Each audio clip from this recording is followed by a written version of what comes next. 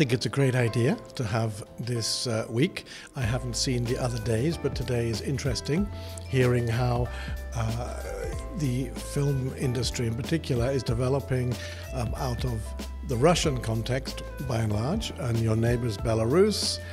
And I'm intrigued to hear how much is being talked about ideology still, and how much it's tied to and related to whether governments should invest in films, should provide support for films.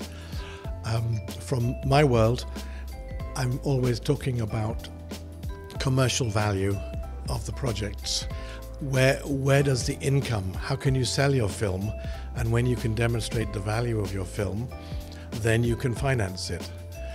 In terms of the ideology, I think it was Ilya Serin who was talking about making films without ideology.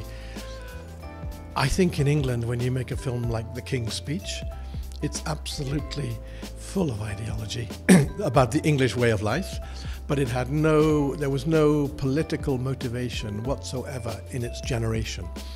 So I think that it's absolutely important for a national culture to speak when it creates paintings or theatre or books or films. And I don't think that comes from state intervention. I think it comes from the people's heart.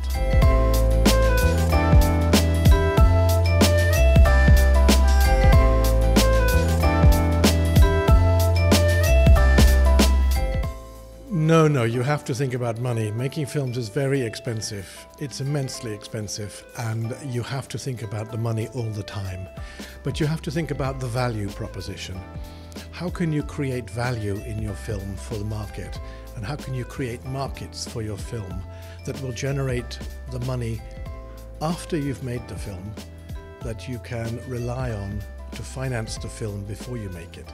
So you have to then not only create value before you've made the film, you have to demonstrate that value to your potential financiers.